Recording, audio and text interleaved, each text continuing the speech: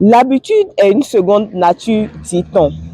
Passionnée par l'entrepreneuriat depuis son pays d'origine, le Togo, Sophie, une fois aux États-Unis, a cherché voies et moyens pour continuer sur cette lancée.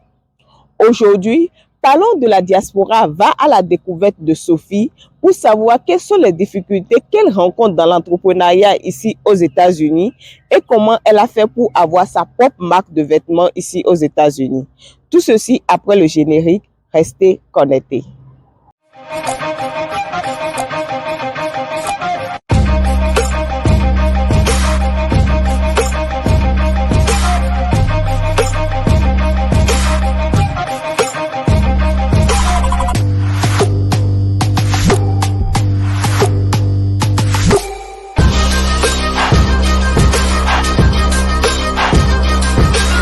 Bonjour chers amis internautes et encore une fois de plus, bienvenue dans Parlons de la diaspora. Si tu me découvres grâce à cette vidéo, mon nom c'est Lucrèce Messessi, je suis une passionnée de tout ce qui touche la vie de la diaspora. De quoi parlons-nous sur cette chaîne? Nous parlons de l'immigration, de la vie en Occident, de comment la diaspora africaine de l'Amérique du Nord et de l'Europe arrive à s'intégrer et de comment réussir à investir en Afrique tout en restant à l'extérieur. Si toi aussi tu es intéressé par nos sujets, n'oublie pas de t'abonner à la chaîne et d'appuyer sur la cloche de notification pour ne rien manquer. Merci. Alors, chers amis internautes, encore une fois de plus, bienvenue dans Parlons de la diaspora. Oui, comme vous pouvez le remarquer, je suis en jaquette. La fraîcheur a commencé déjà du côté des États-Unis, spécialement du côté de New York. C'est la fraîcheur, c'est l'hiver. Nous sommes au début. Oui, j'ai froid. Bon, ne perdons pas le temps. On va à la rencontre de Sophie, qui est entrepreneur depuis quelques années ici aux États-Unis. Chers amis, comme à nos habitudes, let's go!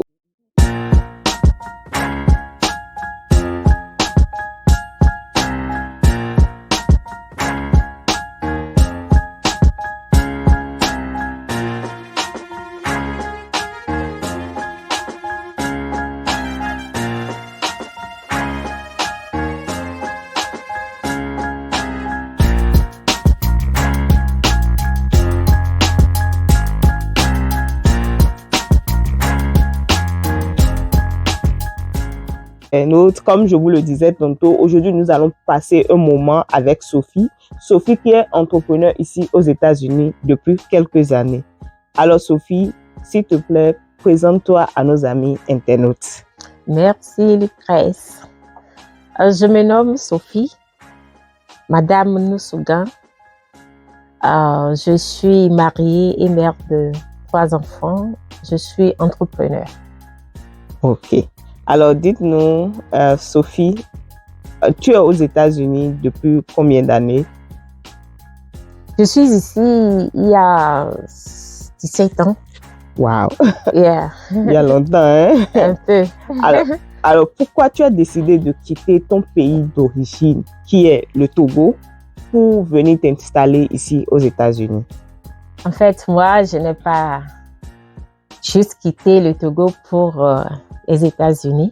Mon mari a voyagé il y a un bon moment, à l'époque, et il m'a demandé de le rejoindre avec les enfants. Et en ce moment-là, moi, j'étais fonctionnaire dans une société de la place. Je ne voulais pas venir parce que il est parti seul. Moi, j'étais avec les enfants. Je ne voulais pas le joindre. Je ne voulais pas, et il a insisté. Il m'a essayé de me convaincre. Et puis, comme lui-même, il me connaît comme ma faiblesse, c'est mes enfants.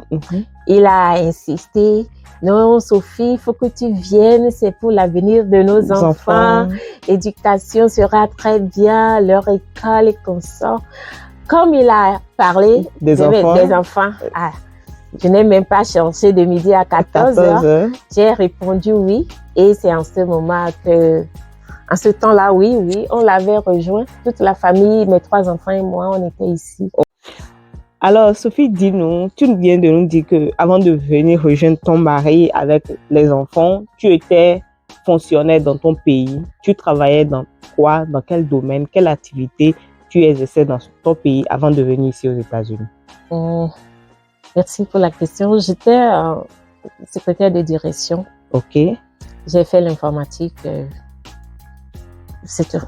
Wow. Donc, Mais à côté de cela, j'avais ma propre entreprise aussi. Hein. ok. Dans ton entreprise, pardon, tu faisais quoi exactement? Oui, j'avais une buvette et un prêt-à-porter. De vêtements? De vêtements, oui. Au Togo, avant de venir ici aux États-Unis. Et une fois ici aux États-Unis, tu es toujours dans le même domaine apparemment. Voilà. Ok. Alors, dis-nous, quand tu es venu ici, comment s'est passée ton intégration? Quelles sont les difficultés que tu as rencontrées? Comment tu as fait pour te familiariser avec les États-Unis? Là, ça n'a pas été facile comme beaucoup de gens peuvent le penser. D'abord, il y a un blocage au niveau linguistique. Ok.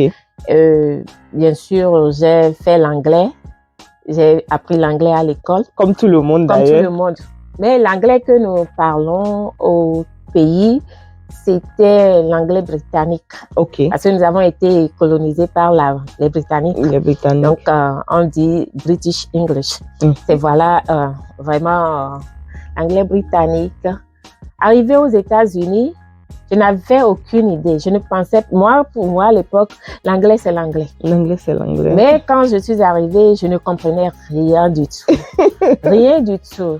Mais j'ai été à l'école ici pour améliorer un peu. Oh, donc tu as eu un moment, tu as fréquenté ici pour pouvoir améliorer l'anglais.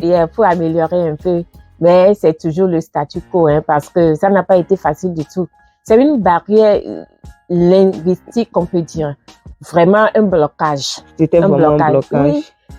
Et j'ai carrément oublié que j'ai appris l'anglais à l'école. Parce que j'étais la meilleure même en anglais à l'école. Wow. Mais ici, je suis devenue comme un gaou. Comme on le dit, un gaou à Paris, quoi. Voilà. Alors, dis-nous, Sophie, dans ton pays, tu viens de nous dire que tu étais secrétaire de direction, tu avais ton entreprise de prêt-à-porter et de bar, buvette et autres. Quand tu t'es retrouvée ici, tu as commencé par travailler dans quoi? Tu as commencé par quel métier? Quand je suis arrivée nouvellement, les enfants avaient déjà pris leur chemin de l'école. Papa va au boulot et je suis restée seule à la maison. La première journée, ça n'a pas été facile pour moi. Je me dis, c'est dans quoi je suis? Donc, j'ai posé beaucoup de questions à mon mari. Je fais quoi? Il m'a dit, comme tu aimes apprendre, je vais te faire inscrire dans une école, tu vas améliorer ton anglais, comme je l'ai dit tout à l'heure. Oui, ceci a été fait. Mais je n'étais toujours pas satisfaite. Tu n'étais toujours pas satisfaite. Les trucs de la maison, les travaux domestiques, je suis la tantine, je suis la tata, je suis la maman, je suis la bonne, je suis tout en même temps. Parce que je dois me réveiller pour amener les enfants à l'école. Obtenu mon permis de conduire depuis mon pays. Je suis arrivée ici, c'est pas automatique. Je ne dois pas juste conduire, je dois reprendre tout. Et en attendant, je dois prendre le bus. Comment prendre le bus? Ça aussi, c'est une école. C'est une autre école. Wow. Vraiment, j'étais découragée. Hein. L'unique envie que tu avais dans le temps, c'est tout simplement retourner au Togo. Je voulais même retourner. Je voulais retourner. Et puis, c'était dur à mon mari. Il me calmait. Il y a un coin de notre quartier là qui était comme Lomé au Togo. C'était tellement sale. Wow. C'était sale. Je me suis dit, ça c'est America dont tu parlais? Il dit oui, c'est America dont je parlais. Mais c'est quoi? Non. J'ai dit non, moi je peux pas vivre ici. Hein. Toi-même, tu sais que moi j'ai des domestiques chez moi, j'ai ma voiture, j'ai tout. Et puis j'avais un bon emploi. Et c'est carrément, je dois reprendre. Non, que ce n'est pas nécessaire. Tu as dit que c'est l'avenir des enfants qui m'amène ici, bien sûr, mais les enfants peuvent évoluer dans notre pays. Non, je ne peux pas, c'est un calvaire pour moi. Wow, donc au début, c'était du tout pas facile. Oui, sur tous les plans, ce n'était pas facile pour moi. Et côté boulot, même à l'heure où je te parle là, c'est comme si je suis en train de revivre les mêmes scènes. Les mêmes scènes. Non. Et côté boulot, tu avais commencé par quoi? Le premier boulot, c'était... Mon premier boulot, ça, c'est vraiment de la rigolade. J'étais chez une dame dont je vais taire le nom. Et pour les tresses. À Lomé, chez moi au pays, la façon dont on commençait les tresses, c'est différent. Donc, j'ai été là-bas par l'intermédiaire d'une amie parce que je ne connaissais personne.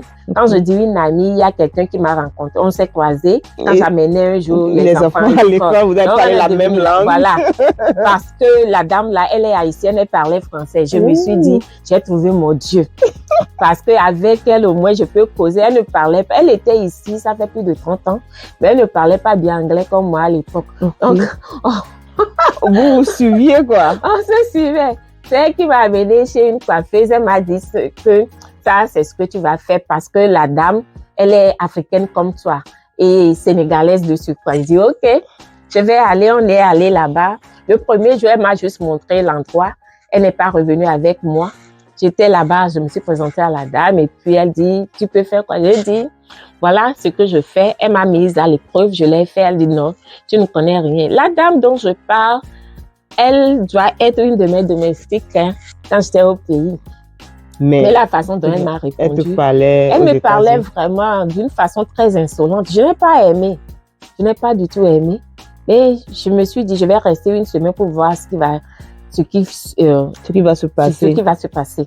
Donc, j'ai fait la première. Je ne pouvais pas dresser une personne en même temps. Je terminais les bouts. Elle me grondait. Oh my God, la fille que moi-même je pouvais nourrir, que je peux nourrir, habiller et qu'on sort, elle m'a grondée. Ça montre vraiment que les États-Unis, l'aventure, c'est vraiment pas ce qu'on pense, quoi. Elle continuait à dire, tu pleures pourquoi? C'est le travail. Et dis-moi, combien je prenais? C'était $40 par jour. Elle me donnait $40 par jour. Et elle a dit, c'est à prendre ou à laisser.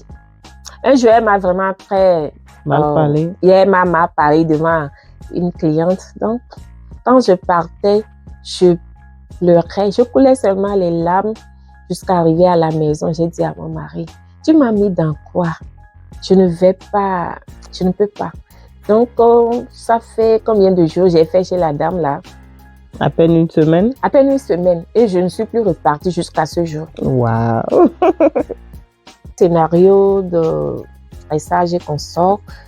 J'ai fait une formation on appelle ça Home Health Care. Okay. Oui, c'est ça que j'ai commencé. Ça me donnait un peu de revenus. Et comme j'évoluais et puis la langue s'améliorait, j'ai changé de camp. Okay. J'ai été, avant de laisser le travail, assistante. Comment l'appelle-t-on? J'ai oublié, le nom m'échappe un peu puisque je suis à la maison, ça fait 3 ans. Ok. Ça s'appelle, j'étais enseignante, quoi. J'étais assistante dans l'enseignement. Ok. Oui, j'ai quitté le home health care pour l'enseignement. Ok. Oui, j'enseignais les basiques, surtout en français. Wow. Oui, je l'ai fait pendant 10 ans. Wow. Donc, c'est à la suite de ça, j'ai eu un problème. Ma santé ne m'a pas permis de continuer, donc j'ai laissé. Ok. Mais entre autres, le commerce était toujours là. À côté? À côté, oui. J'ai toujours fait la même chose quand j'étais à Lomé.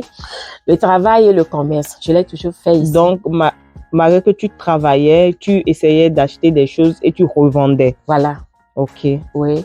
Et j'ai été certifiée, ça fait 3 ans. Ok. Oui, voilà. Sophie, dis-nous, comment s'est passée ta transition du monde du travail avec l'entrepreneuriat à côté peu à peu, parce que tu viens de nous dire que tu achetais des choses que tu revendais, mais aujourd'hui tu t'es installé confortablement dans l'entrepreneuriat. Comment s'est passée cette transition? Comment tu as fait? Moi, je ne peux pas l'appeler transition puisque étant même au travail, je faisais ce travail à côté. Okay. Donc, c'est les deux que je faisais parallèlement. Ok. Et bon, comment ça se faisait? Comment je joignais les deux bouts? Oui, ce n'était pas un problème pour moi parce que c'est dans mon sang le business. L'entrepreneuriat. L'entrepreneuriat. Tu fais quelque chose pour... Il y a toujours. Même étant enfant, je le faisais. J'ai grandi avec. Okay. C'est une passion en fait. Ok. Voilà. Alors dis-nous, comment tu as fait pour avoir ta propre marque de vêtements ici aux États-Unis? Tu nous parlais de certification tout à l'heure. Comment ça s'est passé? Nous voulons tout savoir. Voilà, c'est bien. Je m'étais réveillée un jour avec l'idée de créer une marque. Je ne sais pas comment cette idée m'est arrivée. Je ne sais pas comment elle est arrivée. Je me suis retrouvée là-dedans. Mais comme je ne peux pas le faire seule, j'ai ma famille ici. Quand l'idée m'est venue, j'ai appelé ma grande fille. Et voilà, c'est ce qui m'est venu comme idée. Qu'en penses-tu? On m'a dit que c'est pas mal comme idée. Mais on était tous à la maison le jour-là. C'était un jour férié, je crois. Avec mes enfants et mon mari, on est assis comme une grande réunion. On discutait, on débattait. Et c'est de là que la marque est sortie. Wow. Je ne l'ai pas fait de moi-même. C'est toute la famille ensemble. Vous avez décidé du nom. On a décidé du nom. Et c'est ma fille qui a fait le design. Le design, voilà. Wow. Okay. Alors, Sophie, dis-nous, tu disais que le nom est sorti comme ça, en famille et tout. Quand c'est sorti, avant d'avoir la marque, de faire l'enregistrement, tout, est-ce que tu n'as pas rencontré de difficultés? Quelles sont les difficultés que vous aviez rencontrées avec ta famille en tant qu'immigrant dans la création de votre marque ici? Est-ce que ça a été facile? Nous voulons savoir comment ça s'est passé. Oui, le parcours n'a pas été difficile du tout parce que j'étais déjà enregistrée comme entrepreneur ici. J'ai les numéros et consorts. Et c'est juste une continuité, je peux dire. Mais pour ce côté de certification, c'est mon fils qui s'en est occupé. Ça n'a pas été facile, c'est juste des formulaires que tu dois remplir. Ça, ce n'est pas du jour au lendemain, c'est-à-dire que tu ne vas pas demander à être certifié juste comme ça, non. Il y a des enquêtes préalables qui vont être faites et puis ça prend des fois plus d'1 an. Wow, pour avoir la certification. Et on va payer. Puis après d'être certifié, ça va sortir dans les journaux américains pour certifier que pendant 6 mois. Que qu'il y a une telle marque qui existe. Alors dis-nous, est-ce que tu as eu à faire une formation dans l'entrepreneuriat ici ou c'est juste ce que tu as appris sur le tas au Togo, l'envie, ce que tu as dans le sang?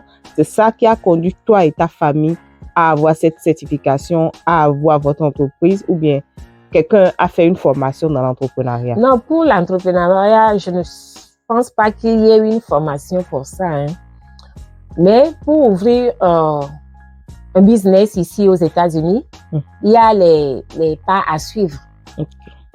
Tu vas avoir un compte bancaire de la société que tu vas ouvrir. Ils te donneront un numéro. Et je crois que c'est tout. Ça dépend de... Ici, c'est à Long Island. S'il y a des choses comme ça à faire, c'est Nassau County. C'est différent de ce qu'on fait à Prince. Oui. Mais ce qui est sûr, en tant qu'immigrante, ça n'a pas été difficile. On ne vous a pas compliqué. Vous avez fait tout, c'est passé normalement et facilement. Non, je n'ai pas eu de problème dans ce sens. Dis-nous, est-ce qu'aujourd'hui, après tout ce parcours, là où tu es aujourd'hui, est-ce que tu peux dire que tu es heureuse dans l'entrepreneuriat et comment tu arrives à concilier vie de famille et l'entrepreneuriat? Nous voulons savoir. Ok, merci. Je n'ai pas du tout de problème quant à ce qui concerne la vie de famille et l'entrepreneuriat. Puisque c'est une question de comment dirais-je? Volonté? Non seulement ça, c'est pas quelque chose que je me suis levée moi-même pour le faire. Ça, c'est déjà une entente entre moi et mon mari. Donc, il me facilite la tâche. Il n'est pas trop compliqué en ce qui concerne le ménage. Rien n'est négligé dans tous les cas. Rien n'est négligé. Et je suis très heureuse. Et ma famille est aussi fière de moi. De là où vous êtes. Oui. Ça évolue à petits coups. Oui. D'accord. Alors, Sophie, dis-nous, quand les gens achètent, par exemple, tes produits, comment se passe? Comment tu fais pour que les gens puissent recevoir ça? Est-ce qu'il faut leur envoyer ou ils viennent chercher? Je veux Nous voulons savoir. D'accord. Bon, pour les gens qui ont fait les achats en ligne, alors, s'il vous plaît, je vais vous dire que je ne sais pas si en parlant de tout ce que nous venons de dire, j'ai mentionné que j'ai un site web. Je ne l'ai pas fait, non? Non. Voilà. Oh, donc vous avez aussi. Oui, j'ai un site web. Je vais profiter pour vous le dire. C'est www.sophieboutiquefashion.com. OK. www.sophieboutiquefashion.com. Donc, si nous avons des achats en ligne, comme vous le savez, les personnes ne nous connaissent pas. Ils paient directement, nous recevons sur PayPal, les credit cards et comme ça. Donc, on va à la poste directement après emballage et nous nous servons de ce tape-là, c'est le scotch de notre logo, Sophie Boutique. Voilà. Donc, on va directement à la poste pour ça. Mais pour les gens qui appellent après avoir vu notre live sur Facebook ou TikTok, il y en a qui demandent à ce qu'on fasse une vidéo, un appel vidéo pour qu'ils voient très bien de quoi il s'agit. Donc, après cela, si les clients sont satisfaits, nous allons à la pause aussi. Mais il y a des gens qui sont encore plus proches de nous, surtout ceux qui ne sont pas très loin de notre boutique. Nous faisons les livraisons à domicile. Et là, nous nous servons de notre shopping bag, c'est ça? C'est très joli votre shopping bag. C'est Sophie Boutique. OK. Voilà, on fait les livraisons à domicile.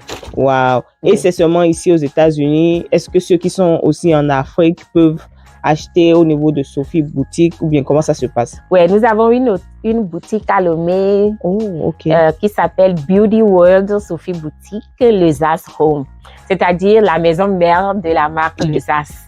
Voilà. Donc, nous ne faisons pas des livraisons, mais c'est-à-dire que nous n'avons pas encore eu cette demande-là. Mais les gens se déplacent. Les gens se déplacent. C'est une grande boutique. Nous avons 3 assistantes là-bas. OK, supposons que quelqu'un est intéressé, qui regarde cette vidéo, est en Afrique ou à Lomé même, est intéressé pour prendre des articles dans votre boutique. Comment la personne peut contacter les gens de là-bas? Oui, déjà, nous sommes situés sur le boulevard Jean-Paul II, non loin de la station d'essence T-Oil. Nous sommes juste à côté de l'imprimerie La Bonne Semence. Nous avons comme numéro le plus 228 90 09 86 59. Je répète, le numéro de téléphone c'est plus 228 90 09 86 59. Pour obtenir les produits de Sophie Boutique à Lomé. Wow, là c'est très bien. Et ici aux États-Unis, le numéro de business c'est le 718 679 78 74. Je vais à une livraison, je vais à la poste maintenant. Non, je vais plutôt à la poste. Ça, c'est pour la poste. Il n'y a pas de livraison à domicile aujourd'hui. OK. OK. Et tu peux m'ouvrir?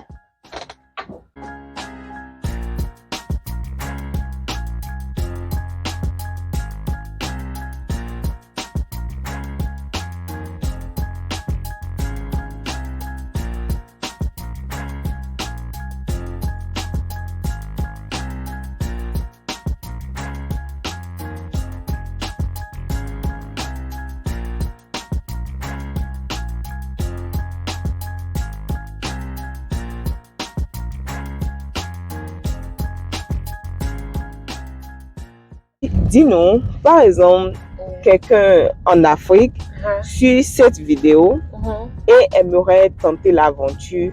Quel conseil avec ton parcours tu peux donner à cette personne? Moi, j'encourage toujours nos jeunes sœurs, nos jeunes frères, ceux qui sont intéressés pour faire ces aventures. Je les encourage parce que il faut toujours, on ne casse pas, comment on dit ça même? Il y a un adage qui dit, on ne peut pas avoir d'omelette sans casser les œufs. Exactement. Oui. Avant, moi, je pensais que l'Eldorado, le paradis, c'est l'Amérique, les États-Unis, mais il faut venir sentir l'odeur et toi-même, tu vas prendre ta décision. Moi, je les encourage, ils n'ont qu'à venir. Il faut souffrir un peu, il faut sortir du pays pour aller à l'extérieur. Sinon, on se contente seulement du peu que nous avons dans nos pays. Il faut aller à l'extérieur, voir la réalité de la vie, surtout aux États-Unis. Je vous encourage. Si vous avez la possibilité de venir, venez. Et là, vous allez faire votre témoignage aussi. Selon toi, comment penses-tu que la diaspora africaine de l'Amérique du Nord ou même des États-Unis, tout simplement, peut participer au développement de l'Afrique? Parce que l'Afrique, c'est notre continent. Quelqu'un d'autre ne viendra pas le développer à notre place. C'est à nous de le faire. Alors, comment penses-tu que nous pouvons, la diaspora africaine peut participer au développement de l'Afrique? Ok, moi je peux dire que d'abord il faut qu'il y ait une entente entre nous les Africains. Il faut d'abord qu'on se supporte mutuellement. Quel que soit, contre vents et marées, il faut que nous nous supportions Et par exemple, moi je vais parler de mon domaine. J'ai une marque. Si tu es africain, quel que soit le pays dans lequel tu vis et tu vois que ta sœur africaine a une marque, au lieu de dépenser cher dans les autres marques, Adidas et consorts, pourquoi ne pas supporter notre entrepreneuriat, notre marque à nous, les Africains? C'est comme ça, petit à petit, que nous allons développer notre continent. C'est tout ce que je peux dire.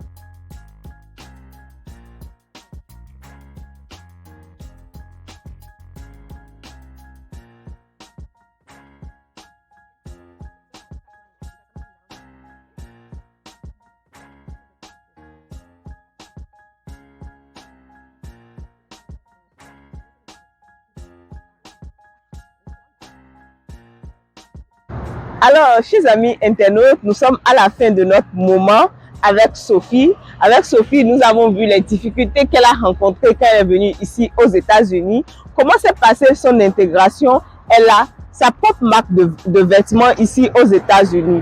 Avec Sophie, nous avons appris que pour que l'Afrique se développe, il faut que les Africains se soutiennent et soutiennent leur propre entrepreneuriat. Donc, si vous avez besoin des produits de Sophie, elle a laissé son numéro où vous pouvez la joindre pour obtenir ces produits. Et comme vous pouvez le remarquer, je porte déjà la marque de Sophie. Ouais!